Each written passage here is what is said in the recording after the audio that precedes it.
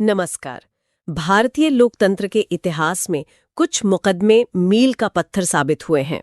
आज हम ऐसे ही एक बेहद चर्चित और दूरगामी असर वाले मामले पर बात करेंगे, इंदिरा नेहरू गांधी बनाम श्री राजनारायण। जी, ये वो मामला है जिसने न सिर्फ तत्कालीन राजनीति में भूचाल ला दिया था, बल्कि हमारे संविधान और कानून की व्याख्या पर भी गहरा असर डाला। तो चलिए शुरू से शुरू करते हैं।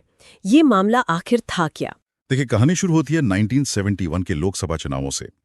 रायबरेली सीट से श्रीमती इंदिरा गांधी जीती थीं। हाँ, उनके जो प्रतिद्वंदी थे श्री राजनारायण, उन्होंने इस जीत को इलाहाबाद उच्च न्यायालय में चुनौती दे दी। चुनौती किस आधार पर? आधार था representation of the people's act 1951, यानी जन प्रतिनिधि अधिनियम 1951 के तहत भ्रष्ट आचरण के आरोप, मतलब चुनाव जीतने के लिए गलत तरीकों का इस्तेमाल। और फिर आया वो ऐतिहासिक दिन 12 जून 1975, इलाहाबाद हाई कोर्ट का फैसला। क्या हुआ उस दिन? उस दिन उच्च न्यायालय ने एक अभूतपूर्व फैसला सुनाया। देश की प्रधानमंत्री श्रीमती इंदिरा गांधी को भ्रष्ट आचरण का दोषी पाया गया। दोषी प्रधानमंत्री को? जी हाँ, न सिर्फ दोषी पाया, बल्कि उनका चुनाव रद्द कर दिया गया और उन्हें अगले 6 सालों के लिए किसी भी चुनाव में भाग लेने से अयोग्य घोषित कर दिया गया। ये तो बहुत बड़ी बात थी। कोर्ट ने ऐसा क्यों माना? क्या ठोस वजह थी? कोर्ट ने मुख्य रूप से 2 बातें मानी। पहली कि श्रीमती गांधी ने यशपाल कपूर की सेवाएं ली। यशपाल कपूर उस समय एक गजेटेड ऑफिसर थे, सरकारी अधिकारी। अच्छा। तो कानून के मुताबिक उम्मीदवार बनने से पहले या चुनाव प्रक्रिया के दौरान सरकारी अधिकारी की मदद लेना वो गलत था। और दूसरी वजह? दूसरी वजह थी उत्तर प्रदेश सरकार के अधिकारियों की सहायता लेना, जैसे चुनावी सभाओं के लिए मंच बनवाना वगैरह। इसे भी सरकारी संसाधनों का दुरुपयोग माना गया। मतलब representation of the people's act का उल्लंघन। बिल्कुल। और इसी फैसले के बाद तो देश में जैसे राजनीतिक बवंडर आ गया। हाँ, सुना है। इसके बाद ही तो इमरजेंसी लगी और फिर कई संवैधानिक और कानूनी बदलाव भी हुए। वो सब कैसे जुड़ा है इससे? देखिए, मामला इलाहाबाद हाई कोर्ट से सुप्रीम कोर्ट पहुंचा अपील में। लेकिन इसी बीच अगस्त 1975 में संसद ने एक बहुत महत्वपूर्ण कदम उठाया।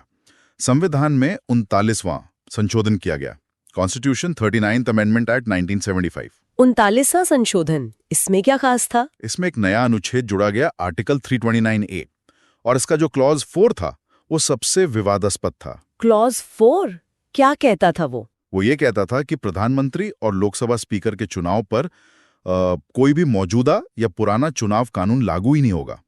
मतलब पिछली तारीख से कानून को निष्प्रभावी कर दिया गया, सिर्फ इन पदों के लिए। क्या मतलब? तो फिर इलाहाबाद हाईकोर्ट के फैसले का क्या हुआ? क्लॉज 4 ने सीधे सीधे कह दिया कि इलाहाबाद हाईकोर्ट का फैसला शून्य है, मतलब रद्द, और श्रीमती गांधी का चुनाव वैध है। अरे, और इतना ही नहीं, शायद ये भी कहा गया कि कोई अदालत इस मामले को देख ही नहीं सकती। बिल्कुल, न्यायिक समीक्षा पर पूरी तरह रोक लगा दी गई इस मामले में। ये एक तरह से संसद द्वारा सीधे सीधे एक न्यायिक फैसले को पलटने और उसे कानूनी मान्यता देने की कोशिश थी। लेकिन क्या संसद ऐसा कर सकती है? ये तो बड़ा सवाल है। यही सवाल सुप्रीम कोर्ट के सामने आया और बात यहीं खत्म नहीं हुई। इसी दौरान 2 और कानून बदले गए। Representation of the people act में संशोधन किए गए 1974 और 1975 में। अच्छा, उनमें क्या बदला गया? उनमें भी पिछली तारीख से बदलाव किए गए। जैसे उम्मीदवार कब माना जाएगा, इसकी परिभाषा बदल दी। पहले माना जाता था कि जब व्यक्ति चुनाव लड़ने का फैसला करता है तभी से वो उम्मीदवार है। अब कर दिया कि नामांकन भरने की तारीख से उम्मीदवार माना जाएगा।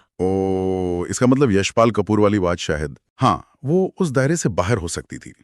फिर सरकारी अधिकारियों की मदद को लेकर भी नियम बदले गए। कहा गया कि अगर अधिकारी अपनी ड्यूटी निभा रहे हैं और उससे उम्मीदवार को मदद मिल जाए तो वो भ्रष्ट आचरण नहीं माना जाएगा। और इन कानूनों को 9वीं अनुसूची में भी डाल दिया गया था ना? जी हाँ, 9 शेड्यूल में। ये वो लिस्ट है जिसमें डाले गए कानूनों को आमतौर पर अदालत में मौलिक अधिकारों के उल्लंघन के आधार पर चुनौती देना मुश्किल होता है।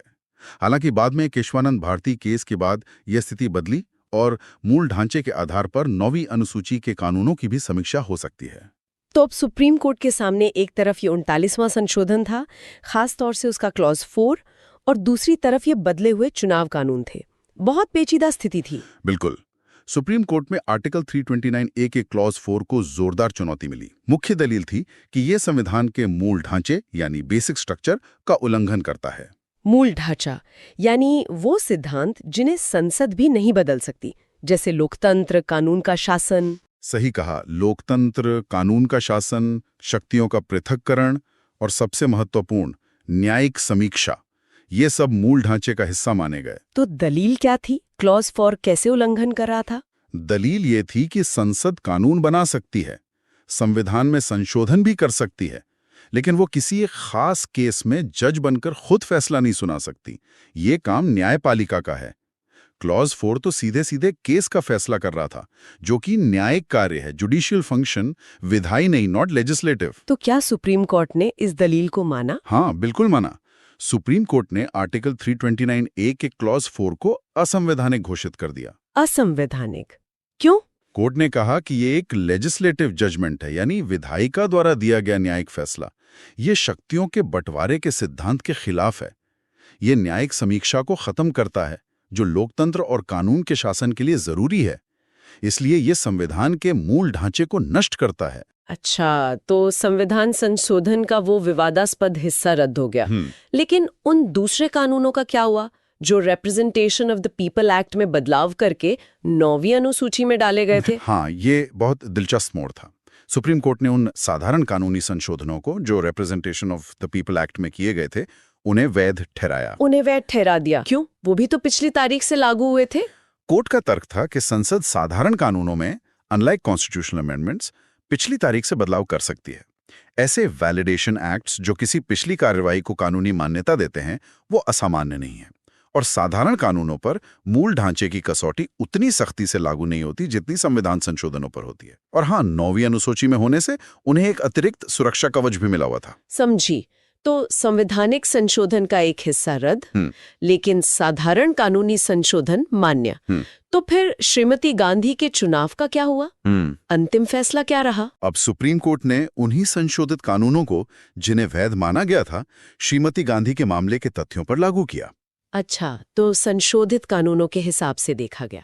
जी, तो देखिए, यशपाल कपूर वाला मुद्दा, उम्मीदवार की परिभाषा ही बदल गई थी नामांकन की तारीख से।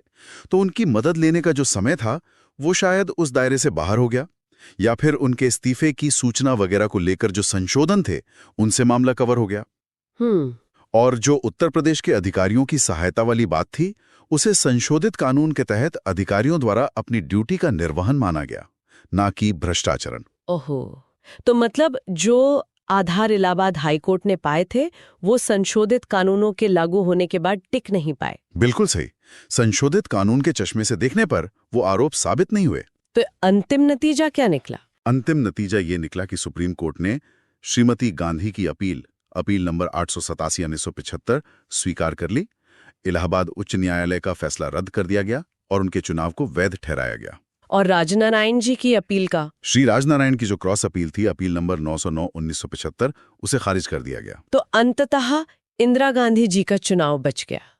इस पूरे प्रकरण ने क्या सिखाया या क्या उजागर किया? इसने संसद की कानून बनाने और संविधान संशोधन करने की शक्ति, और दूसरी तरफ न्यायपालिका की न्यायिक समीक्षा और संविधान के मूल ढांचे की रक्षा करने की शक्ति के बीच का जो तनाव है, उसे बहुत स्पष्ट रूप से उजागर किया। हाँ, ये संतुलन बहुत नाजुक है। बिल्कुल। कोर्ट ने एक तरफ अपनी समीक्षा की शक्ति बरकरार रखी, 329A क्लॉज 4 रद्द करके, लेकिन दूसरी तरफ संसद की साधारण कानूनों में पिछली तारीख से बदलाव करने की शक्ति को भी मान्यता दी। आखिर में एक सवाल मन में आता है, और शायद हमारे श्रोताओं के मन में भी आएगा। भले ही अंत में सुप्रीम कोर्ट ने संशोधित कानूनों के आधार पर चुनाव को सही ठहरा दिया, लेकिन ये जो पूरी प्रक्रिया हुई, जिसमें एक चुनाव को बचाने के लिए संविधान तक में संशोधन करने की कोशिश हुई, क्या इसने हमारे लोकतंत्र के स्वास्थ्य, उसके चेक्स एंड बैलेंसेस पर कुछ गहरे सवाल नहीं खड़े किए? खासकर एक ऐसे समय में जब देश एक तरह के राजनीतिक संकट से गुजर रहा था। ये सोचने वाली बात है। निश्चित रूप से ये एक ऐसा सवाल है जिस पर आज भी बहस होती है, और ये हमें हमारे लोकतांत्रिक संस्थानों की मजबूती और सीमाओं पर विचार करने के लिए प्रेरित करता है।